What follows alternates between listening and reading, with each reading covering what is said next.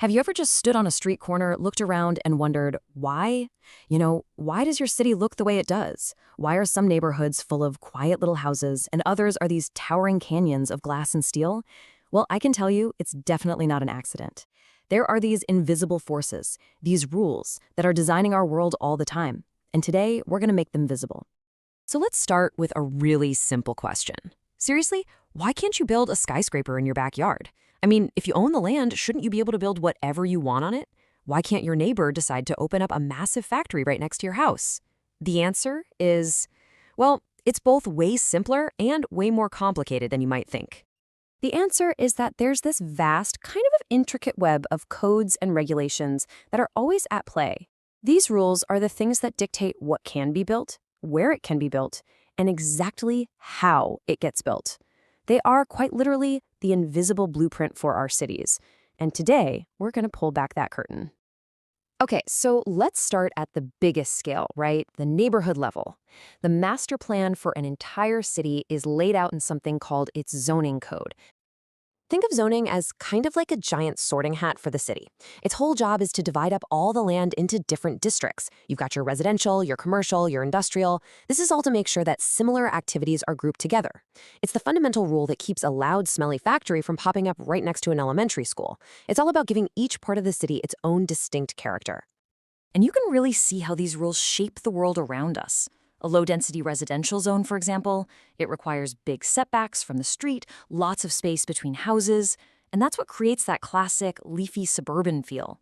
But then you go downtown, into a high-density commercial zone, and the rules might require zero setbacks. They want a continuous wall of buildings right up to the sidewalk, and that's what gives a city center its energy and its buzz. Okay, so zoning tells us the type of building that can go on a piece of land. Now let's zoom into the next level and see how codes basically create an invisible box that dictates the building's actual shape and size. Now, this is one of the most important concepts in the whole game, floor area ratio, or FAR. Just forget about height for a minute. FAR is like your development budget. It's a really simple formula that tells you the total amount of floor space you're allowed to build compared to the size of your land.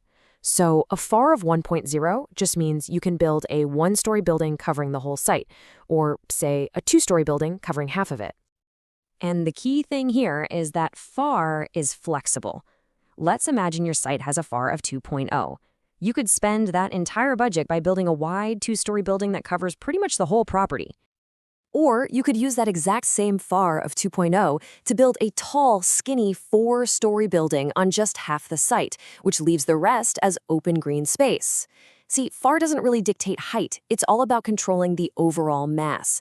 This gives designers a ton of freedom to shape the building in different ways, all while making sure there's light and air for the neighbors. All right, let's zoom in again. So far, we've defined the neighborhood and the building's outer volume. Now let's look at the rules that govern its skeleton, its structure, its materials, which, let's be honest, is all about keeping people safe. When an architect starts to apply the building code, there's a really logical order to it. First things first, you have to determine the occupancy. Who is going to be using this building? A school full of kids is going to have way different risks than an office building, right?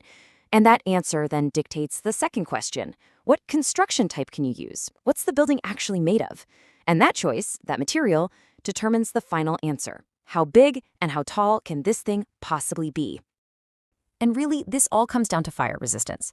Concrete is incredibly resistant to fire, so the code lets you build very large, very tall buildings out of it. Light frame wood, on the other hand, well, it's pretty combustible. Now, it's perfectly safe for smaller buildings, but you just can't build a super tall skyscraper out of 2x4s. It's a fundamental trade-off between cost, the material you use, and the size of the building you're trying to create. And now, we get to the most personal level. Let's move inside the building and see how these codes shape our direct experience, making sure that we can all use the space safely and equitably. This is the concept of egress. In simple terms, it's your escape route. The code demands a continuous, totally protected path from wherever you are all the way to safety outside. And notice that really key rule. The path's safety level can never decrease. That means you can't go from a fire-protected stairwell into an unprotected hallway. It's a life safety system designed from the ground up to work under the worst possible conditions. And that path, it has to be for everyone. This is so critical to understand. Accessibility, which is governed by the Americans with Disabilities Act, or ADA, it isn't just another building code. It is a civil rights law. The goal isn't just to add a ramp as an afterthought, it's to ensure safe and independent use for everyone, including people with mobility, vision, and hearing impairments. And these rules are incredibly precise. They are not suggestions. For example, the absolute steepest an accessible ramp can legally be is a 1 to 12 slope. That's 1 unit of rise for every 12 units of run. And you can't just have a ramp that goes on forever, either. After you go up 30 inches vertically, the code requires a flat landing so people can rest. This is what prevents a ramp from becoming this exhausting, impossible endurance challenge. And this number, 60 inches, this number literally dictates the size of our bathrooms, our corridors, and our kitchens. It's the minimum diameter that's required for a wheelchair to make a full 180-degree turn. You see, these aren't just random numbers. They are the dimensions of equity built directly into the fabric of our world. Okay, so finally, let's zoom back out to one last layer of these invisible rules, the systems that make our buildings function better, not just for us, but for the entire community. You know, we tend to think that energy codes are all about saving a few bucks on our personal power bills, but their real purpose is actually much, much bigger. They exist to manage a city's peak energy demand, which reduces the strain on the entire power grid. It's really about building system-wide resilience for everyone. And that right there brings us to the core takeaway of all this. All of these rules, from the zoning for your neighborhood, to the FAR of a building, to the slope of a ramp, they aren't there just to stop people from building things.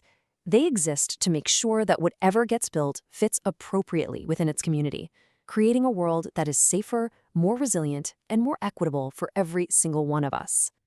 So, the next time you walk down the street, just look around. You're not just seeing buildings anymore. You're seeing the physical result of all these invisible rules.